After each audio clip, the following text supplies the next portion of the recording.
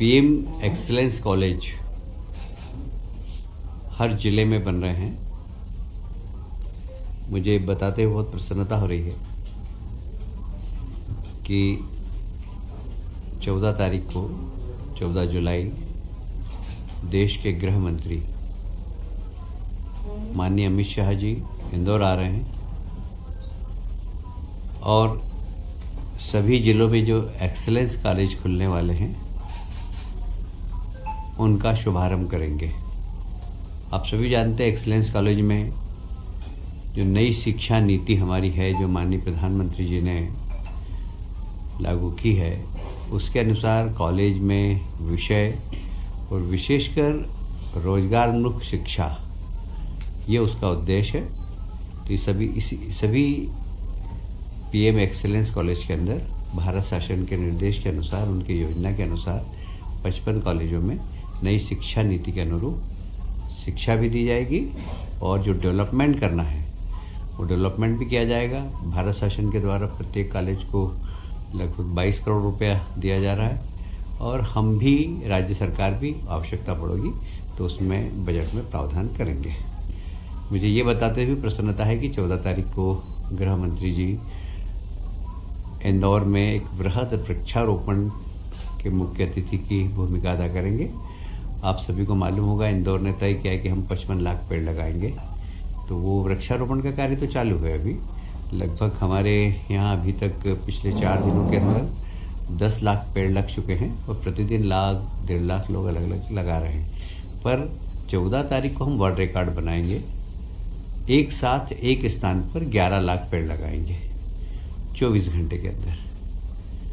13 तारीख को शाम को 6 बजे से गड्ढे खोदने का काम प्रारंभ हो जाएगा। रात भर गड्ढे खोदेंगे और सुबह 6 बजे से पेड़ लगाना प्रारंभ कर देंगे।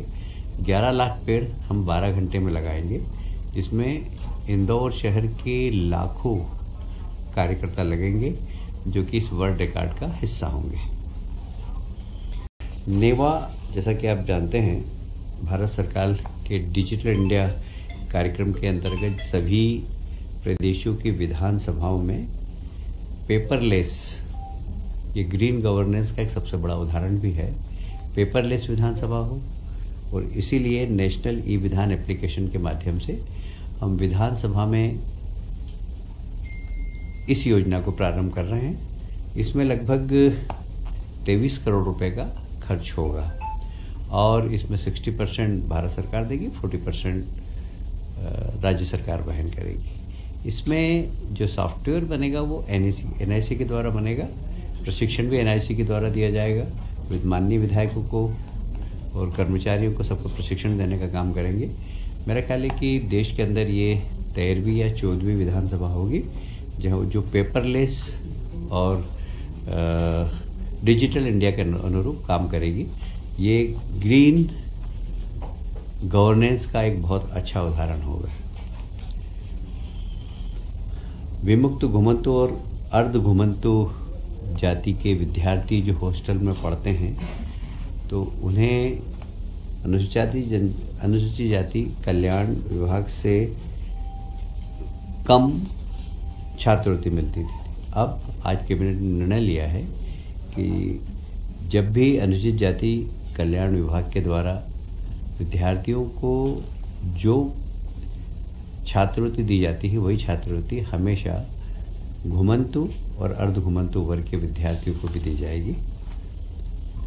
ये एक बहुत महत्वपूर्ण विषय है नर्मदा घाटी विकास विभाग का। आप सभी जानते हैं कि 45 वर्ष पहले नर्मदा वाटर डिस्ट्रीब्यूटर ट्रिब्यूनल ने नर्मदा जी के पानी के हिस्सों का आवंटन दिया था। मध्य प्रदेश को 18.25 एमओसीएन फीट पानी लेना था।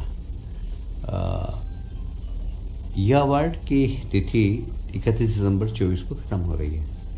हमारी सरकार ने 2003 के बाद से जिस तेज गति से नर्मदा जी के पानी का उपयोग किया है, विशेषकर किसानों की सिंचाई का रकबा बढ़ाते हुए 2003 में हमारे यहाँ लगभग 7 लाख हेक्टेयर का रकबा था। आज लगभग 56 लाख हेक्टेयर का रकबा जो बढ़ा है, उसमें हमने नदियों के माध्यम से सिंचाई योजना बढ़ाने में महत्वपूर्ण अदा की है।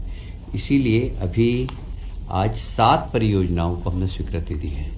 ये सब आदिवासी क्षेत्र के अंदर ही आदिवासी भाइयों को अधिकांश इसका लाभ मिलेगा।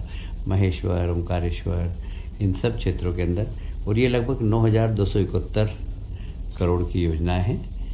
मैं समझता हूँ कि ये एक बहुत बड़ा सरकार की उपलब्धि है कि सरकार ने जितना नर्मदा जी का जल मध्य प्रदेश सरकार को आवंटित किया था, मुझे याद आता 2003 में जब हमारी पहली सरकार बनी थी तो शायद हम मात्र 3% ही नर्मदा जी के पानी का उपयोग कर पाए थे, जबकि गुजरात ने और महाराष्ट्र ने उसका काफ़ी अच्छा उपयोग किया था। और जब से हमारी सरकार आई है हमने इस दिशा में बहुत तेज़ी से कदम बढ़ाए हैं। और आप सभी जानते हैं कि राज्य सरकार के पास विमान नहीं, जो विमान था दुर्घटनाग्रस्त हो गया था। अभी हम लोग किराए पर ले रहे हैं और हमने एक इतना बड़ा राज्य है हमारे पास, स्वयं का विमान होना चाहिए। कई बार माननीय मुख्यमंत्री को इमरजेंसी में जाना पड़ता है, तो विमान नहीं होने के कारण जहां पहुंचना होता वहां नहीं पहुंच पाते हैं, तो एक राज्य का विमान होना चाहिए। आज कैबिनेट ने निर्णय लिया कि एक बम्बार्डिंग कंपनी है कनाडा की, बाकायदा टेंडर से हुआ है, और टेंडर और हमारे जो इसके स्पेशलिस्ट हैं, जो लोग जो इसके विशेषज्ञ हैं, उन लोगों की कमेटी बनाकर, और उन्होंने सुझाव दिया कि यह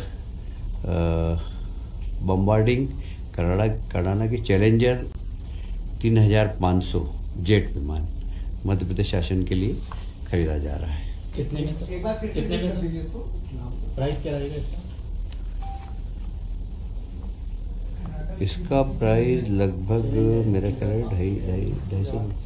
233 करोड़। कितने सीटर होगा? अरे यार, इतनी डिटेल थोड़ी बात होती है। हाँ यार, अब सीट कैसी होगी, आगे होगी कि पीछे होगी, अब ये सब बताने लग जाऊंगा।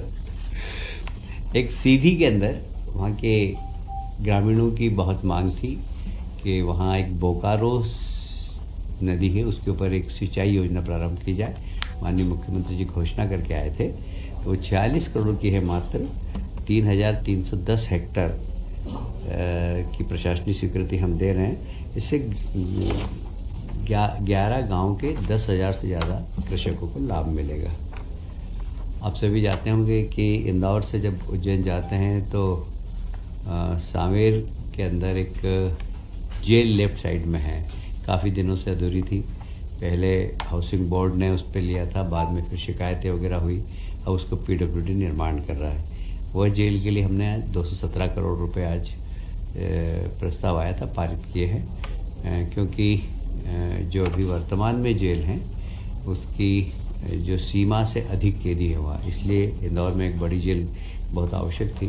तो इसमें 217 करोड़ की जेल है, ये लगभग 1 साल के अंदर कंप्लीट हो जाएगी, जिससे हमारी जो पुरानी जेल है वहाँ से कैदी वहाँ शिफ्ट हो जाएंगे और उस ज़मीन का हम कोई दूसरा उपयोग भी कर सकते हैं। मेरा विषय आज के सब